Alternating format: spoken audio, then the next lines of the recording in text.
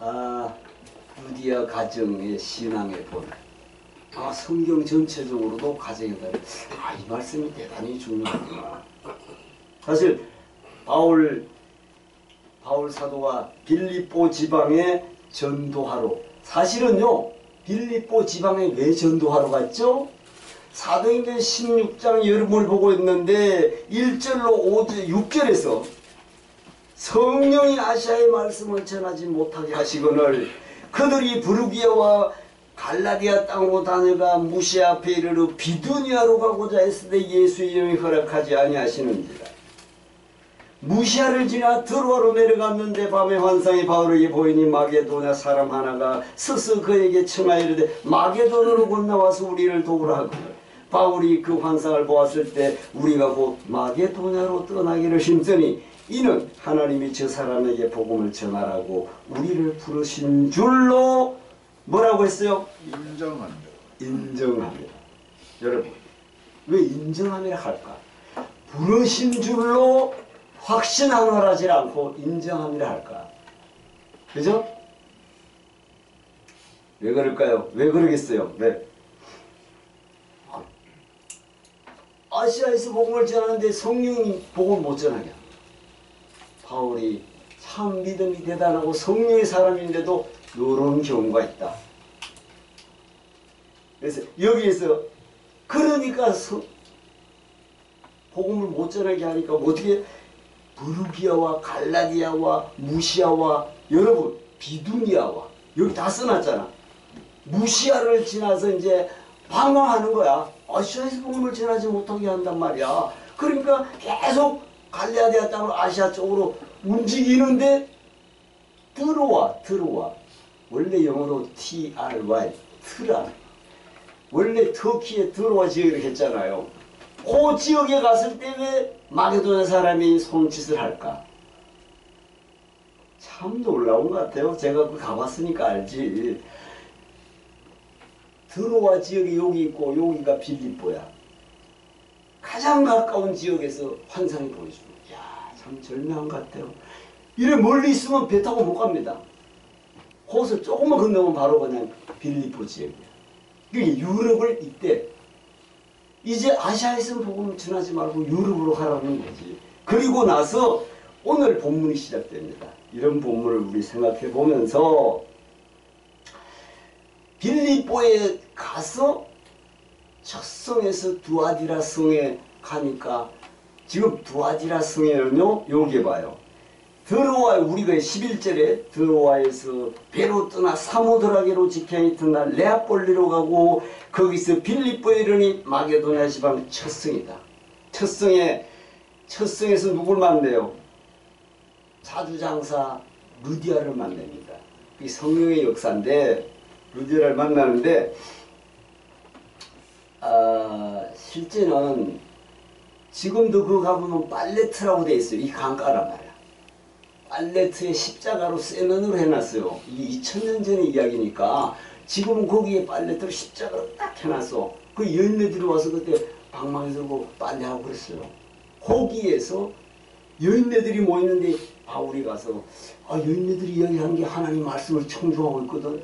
그래서 자기가 말씀을 전할 때 루디아가 듣고 성령이 그 마음을 감동시켜서 어디 기도할 처수도 모르고 내가 구할 처수도 없는데 이 루디아가 자기 집으로 모시는 거예요. 성령이 루디아의 마음을 열었다고 기록해놨잖아요. 그래서 지금도 그 세레트라고 써놨어요.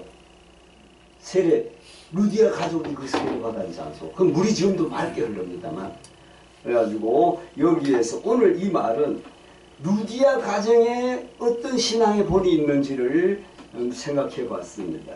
그래서 그리고 루디아로 인해서 그 가족의 구원의 역사가 일어나는 것이 오늘 본문입니다. 그것을 우리 생각해 볼 때, 자, 첫 번째, 루디아는 부지런히 일하는 사람이었어요. 부지런히. 그런데 14절을 보면 루디아라 시에 여기 개역 한글에는 루디아라 하는 성에 요거는 저기 비유적으로 왔어요.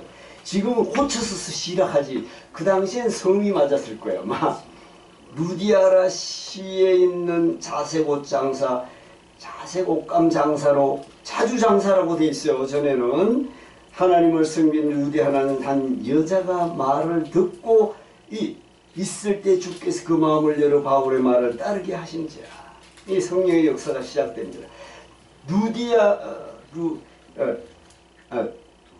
두아디라 성이고 두아디라 성의 루디아요. 두아디라 시라고 해놨는데 두아디라 성에 자주 장사였다고 말하고 있습니다. 여기 주석가들은 루디아는 자주 옷감을 팔아서 큰 돈을 벌었다고 해석합니다. 그게 이제 해석하는 거지. 중요한 것은 루디아가 열심히 땀 흘리며 장사했다는 사실이야.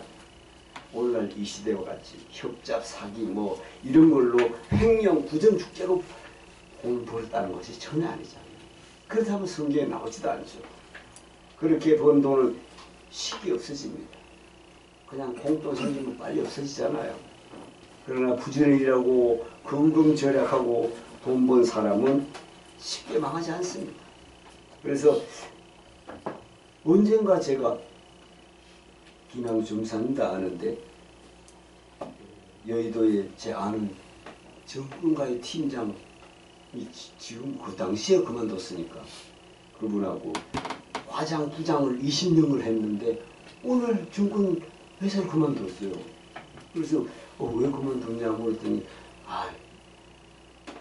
그 권고퇴직이 됐대. 어려움이 와가지고 그 당시에. 그때도 우리가 황풍이 불었어요. 1997년 8년에 IMF 할 때. 정부가 전문가들도 정부가 전문가의 부장으로 있고 이러면 정권 투자합니까? 뭐라고 답변했겠어요? 정권 투자하냐고 물어보니까 투자한다는 거지. 당연히 한대요. 돈을 많이 버느냐고 물으니까 정권과 전문가들도 90% 이상은 망한다. 그게 집 날리고 땅 날리고 당신은 다 빈털들이는데 아파트는 남아있다고 그러더라고. 그래가지고 부인하고 상태가 안 좋아진 거예요. 빚더미가 돼가지고 참 그게 정권 저는 아직 해보지도 않고 어떻게 하는지도 몰라요. 우리 여러분들 조금은 60년대 사람 같죠 저는. 근데 정권 전문가들도 어느 주식이 오르고 어느 주식이 떨어질지 예측할 수 없다는 겁니다. 그런데 요즘 뭐 어떤 거를 잡으면 돈 번다고 수없이 메시지 오는 거 있잖아요. 어쩌다가 그걸 잡아가지고 돈을 번 사람이 있는데 그 돈 버는 것 때문에 그거보다 훨씬 더 날린다는 거야. 그게 맞는 거야. 그래서 전혀 예측할 수가 없는 게 정권입니다. 그 말을 했어요. 그래서 뭘 말씀드리려고 하면 성실하게 일하고 부지런하고 정직한 사람들 살기 편한 사회가 좋은 사회인 줄로 믿습니다. 그리고 일단 돈을 벌었으면 나를 위해 쓰는 것보다 남을 위해서 교회를 위해 쓰는 그 마음이 더 벌게 만든다는 거죠. 그것이 진짜 루디아는 그런 의미에서 부지런히 일하고 성실하게 돈을 모아 그 당시 동네에 부자로 소문이 났어요. 소문이 났는데 잠언에는 이런 글을 쓰고 있습니다. 잠언에는 루디아 성의 자주장사였다고 기록하고 있어요. 14절에. 그런데 잠언 31장에서 잠언에는 어떤 여인이 현숙한 여인인가를 말씀해 주고 있습니다. 그 중에서 첫 번째 보세요. 합독하세요. 남편에게 선을 행하는 자, 부지런히 일하는 여자, 가난한 사람을 돕는 여자. 루디아는 현숙한 여인 중에 한 사람이라고 우리가 할 수가 있습니다. 그래서 땀 흘려서 번 돈이 오래 가지. 사실 누구나 마찬가지죠. 그러면도 사람의 심리는 땀 흘려서 벌지 않고 벌고자 하는 것이 인간의 본심입니다. 또. 그래서 여러분 땀을 흘려야 가족을 먹여 살 수가 있고 건강도 유지할 수가 있어요. 앉으면 어떻게 하고 싶다고? 눕고 싶어요. 계속 누가 있으면 어떻게 된다고? 참네. 근데 힘이 들어도 움직여야 되겠죠? 아, 우리 장로님도 열심히 움직이시고 계는데 장로님께 말씀드리긴 죄송하지만 사람이 편하면 자꾸 편하려고 그러는 거거든. 그래서 열심히 내가 움직이는 시간까지는 힘들어도 움직여야만 건강을 유지할 줄로 믿습니다. 자, 이렇게 해서 두 번째 다른 사람과 어울릴 줄 아는 사람의 루디아는 자, 합독 안식일에 예배드리고 성경을 공부하기 위해 그 동네 여자들이 모였는데 루디아도 거기에 참석했다고 오늘 말씀을 하고 있는 줄로 믿습니다.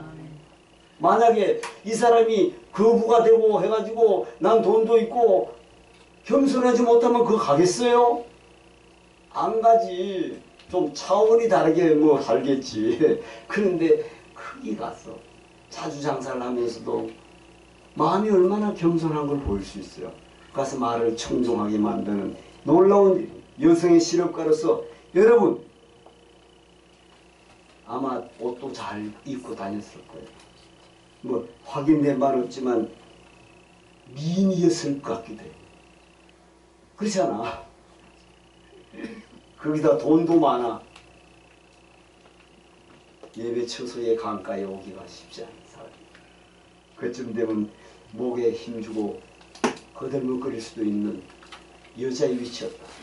그럼에도 여러분 루디아는 안식일에 바울 사도가 말씀을 전할 장소가 없을까 하고 그 마음을 열어서 성전 건물도 아닌 강가에 모인 예배에 참석해 여러분 예배드리고 말씀을 경청하고 있었다고 성경은 기록하고 있습니다.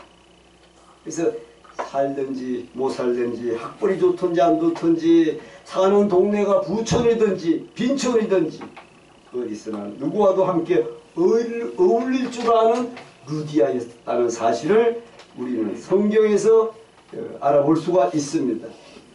잘 산다고 가난한 사람을 무시하는 것도 못 산다고 양심을 품고 이 잘 사는 사람을 정오하는 것도 여러분 모두가 정상이 아닙니다. 하나님은 그렇게 말씀하지 않습니다.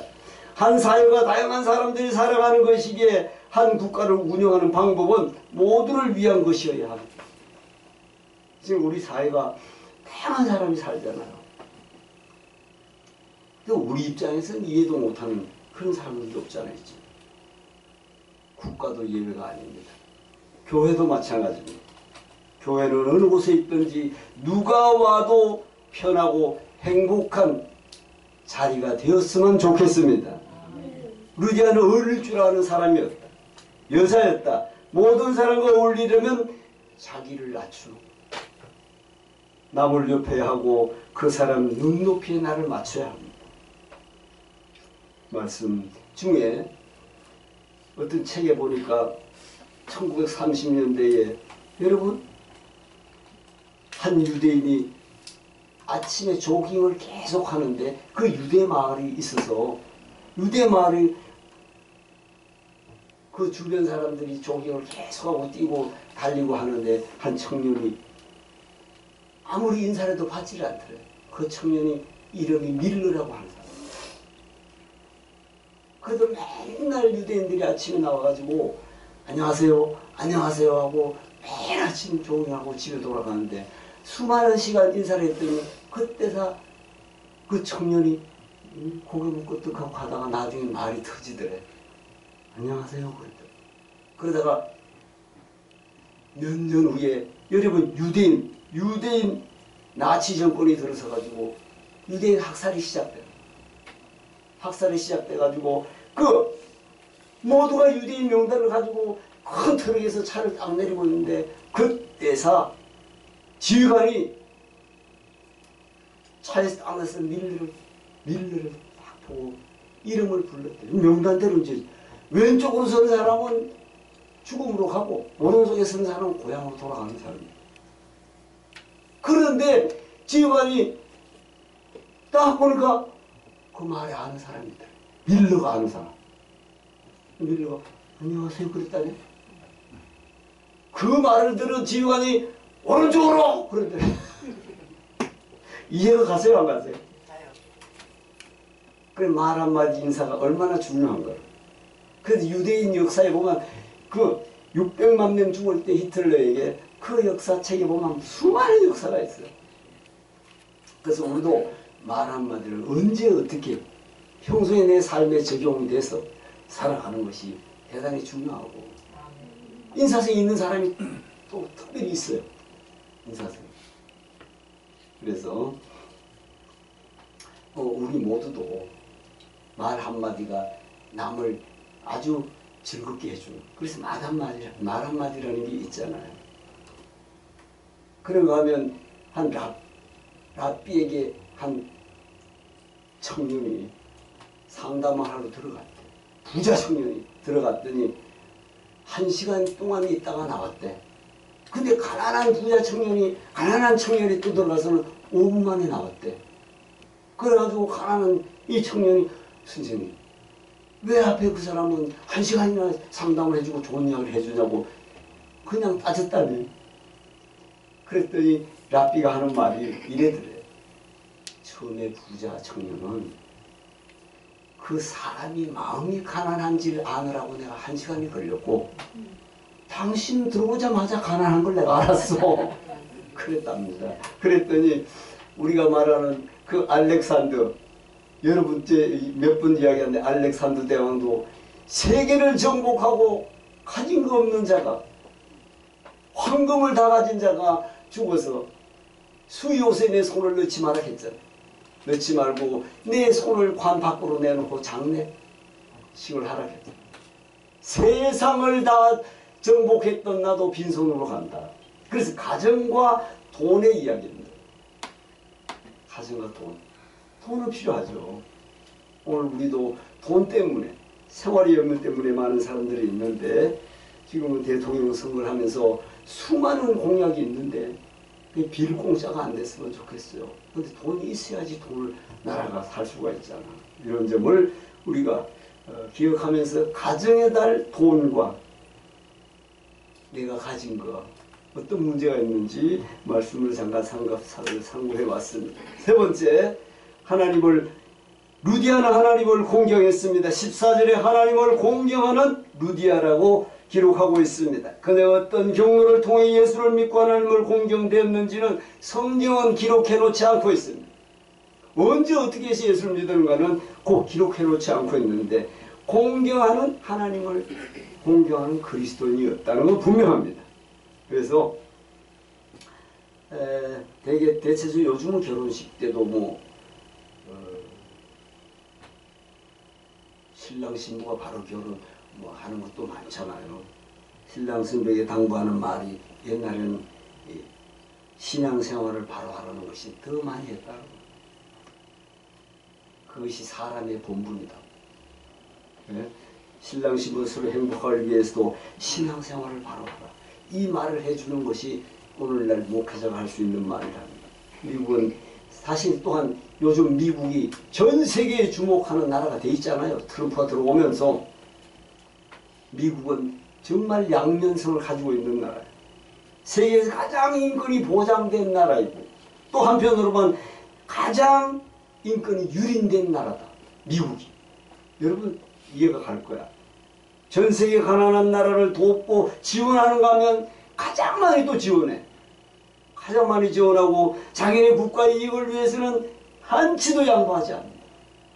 그 자국 우선주의가 트럼프 이후에 적나라하게 나타나고, 미중에 지금 극한 관세 전쟁이 있고 우리나라도 그 속에 같이 있습니다. 그래서 세계 유일의 기독교 국가이면서 범죄와 타락이 가장 많은 나라예요. 아메리칸 드림 아직도 끝나지 않았어요. 수많은 아프리카에 있는 들이 칼로 철창을 넘어오는데도 지금은 강제로 보낸다 하죠. 아메리카가 그렇게 좋은지 저는 안 가봤습니다. 우리 박성희 군사님 다녀왔는데, 그래서 그럼에도 불구하고 미국은 21세기에 세계를 주도하는 강력한 나라입니다. 그것은 미국 정치, 군사, 외교, 경제 모든 면이 뛰어나기 때문입니다. 자, 그러나 그보다 더 큰 이유는 대통령이 취임할 때 미국은 성경책 위에 손을 얹고 선서합니다. 이게 성경의 권위입니다. 성경의 권위고 우리나라는 선서할 때 국민을 거론하고 헌법을 이야기하죠. 대체적으로. 그래서 그 헌법은 정권 잡은 사람들이 유리하도록 고치는 것이 요즘 우리나라에서 볼 수 있는 거예요. 하나님을 섬기고 공경하는 개인, 가정, 국가가 여러분 하나님을 섬기는 나라가 잘 산다는 것은 우리가 보편적으로 다 알고 있습니다. 회교나 불교나 이런 나라 보세요. 참 그것도 희한하죠. 세계적으로 기독교 국가가 경제력과 회교나 불교 국가의 경제력을 비교하면 절대 비교가 되질 않습니다.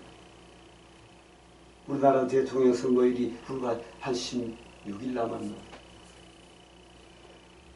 아무튼 기도하면서 나라의 안정과 법치가 살아있으면 좋겠습니다. 네 번째, 자, 요걸 한번 읽고 가겠습니다. 하나님을 공경하는 루디아라고 기록해 놓고 있습니다. 네 번째 보겠습니다. 말씀을 청종했습니다. 합독. 주께서 그 마음을 열어 바울의 말씀을 청종하신지라고 말씀하고 있습니다. 말씀을 청종했다는 것은 바울에 대한 관심이 컸다는 것입니다. 중요한 것은 바울을 존경하고 신뢰하기 때문에 바울이 전하는 말씀을 청종했다는 것입니다. 그래서 설교는 설교자의 소리를 듣는 것이 아니고 그가 전하는 하나님의 복음을 듣는 것인 줄로 믿습니다. 그래서 설교자를 신뢰하지 못하고 존경심이 없다면 그 설교를 듣지 못하게 됩니다. 다시 말하면 설교자가 싫으면 설교가 싫습니다. 설교자가 싫으면 설교가 싫습니다. 계속적으로 설교가 싫어져 듣지 않으면 영혼이 기근의 현상이 옵니다. 나중에는 둔해집니다. 그래서 예수님도 귀 있는 자는 들을지어다. 여러분 마태복음 11장 15절에 들을지어다. 그게 유대인들이 들리지 않잖아. 지키는 믿음에서 말씀하옵소서 종이 듣겠나이다. 사무엘상 3장 9절에서 예수님도 이렇게 이야기했어요. 말씀을 찾아보니까 마태복음 13장 9절에 들어라 하시니라. 자, 11장 15절에는 들을지어다. 13장 9절에는 들어라 하시더라. 하시니라. 13장 43절은 귀 있는 자는 들어라. 한 말씀 안에서 이렇게 이야기합니다. 그게 들리지 않는다는 거 아니겠어요? 성경을 읽고 들어도 들리는 자가 있는 줄로 믿습니다. 그래서 엘리야가 사무엘에게 이르되, 사무엘이 5, 6살, 6살 때 정도 되잖아요. 근데 하나님의 음성이 들렸어요, 안 들렸어?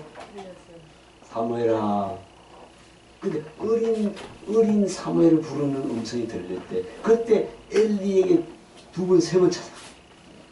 제가 여기 있습니다. 부르셨습니까? 근데 사람의 음성으로 들었을 거야. 그죠? 그러니까 엘리가 그 당시에 제사장으로 믿음이 있었어요, 없었어요? 있었어요, 그때는. 엘리의 자녀들이 엉망이 돼 있어도 엘리 제사장은 2번까지 사울이 찾아오니까 그게 아닌 것 같단 말이야. 그래서 사무엘에게 얘야 다시 여호와의 음성이 들리거든. 내가 듣겠나이다. 말씀을 가르쳐줘. 그렇게 제사장은 그래도 그 기본이 있는 것 같아요. 내가 말하기를 여호와의 말씀을 하옵소서 주의 종이 듣겠나이다 라고 답변을 하는 거예요.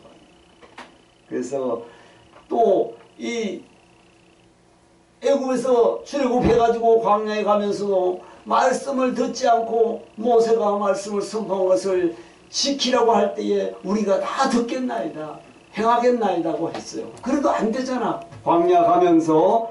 그래서도 거기서도 말씀대로 하겠습니다. 이게 우리 구약적 이야기야. 근데 지금은 내가 하겠습니다, 행하겠습니다 이래 되는 게 아니잖아요. 그 기본이야. 그냥 성령 안에 살아가는 사람은 그 말씀대로 살아가는 거야. 못 살아가면은 아직 그 안에 들어와 있지 않는 거죠.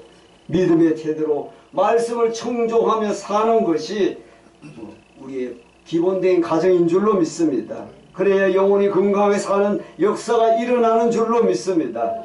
자, 다섯 번째, 끝으로 가족을 구원했다. 합독. 저와 그 집이 다 세례를 받고.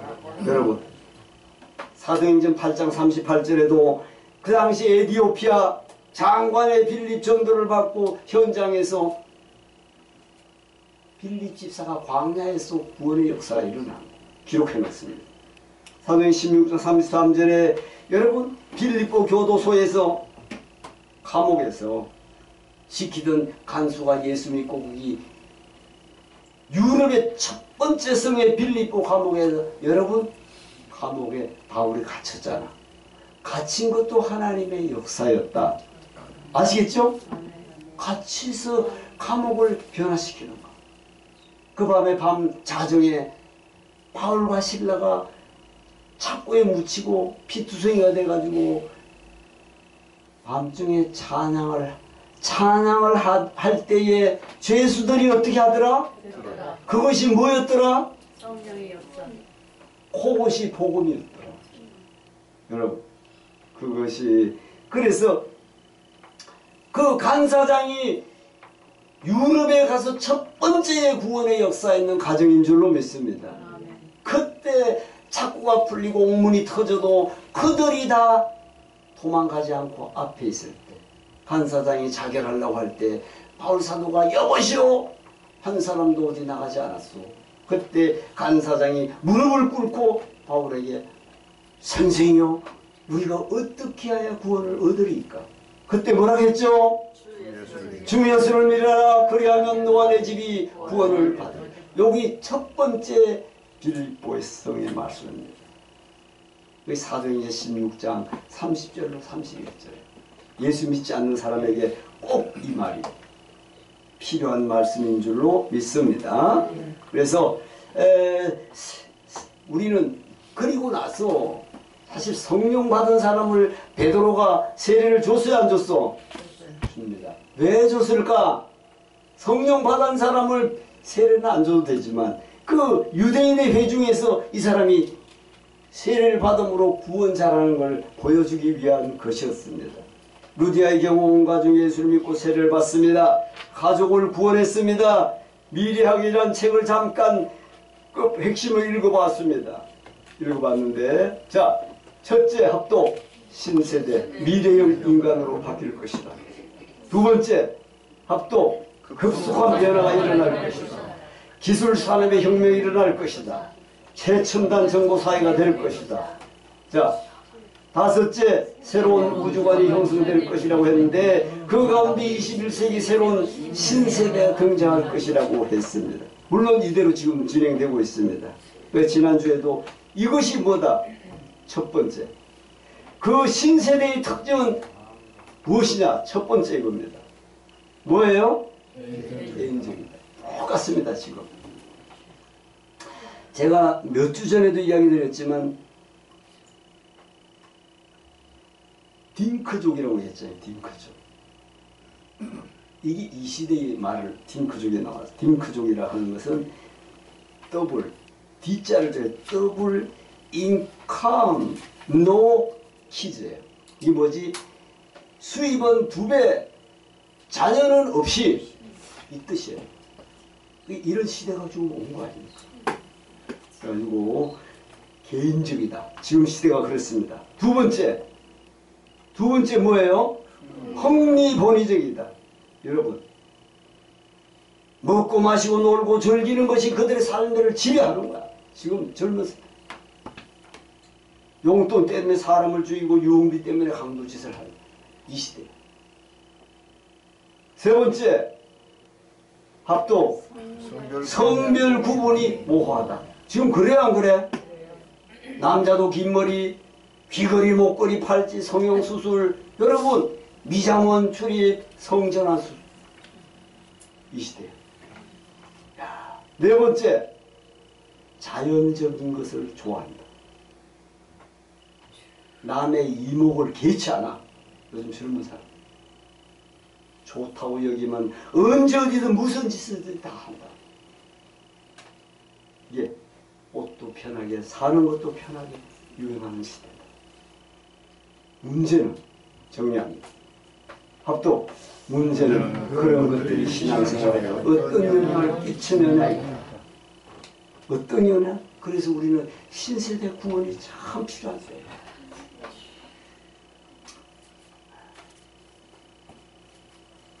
우리 가족은 혈연 공동체에서 하나님이 만드신 가정인 줄로 믿습니다.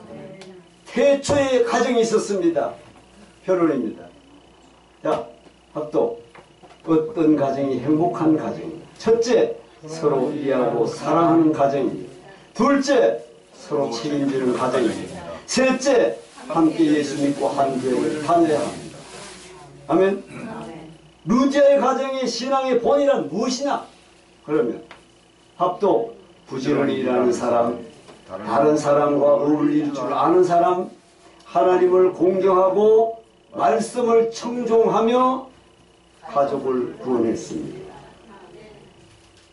자, 합도 우리 모든 가정도 루디아 가정 같은 함께 예배드리고 기도하고 오고 가는 가족 구성을 이루어가는 믿음의 가정이 되시기를 축원합니다. 아멘. 아버지 하나님,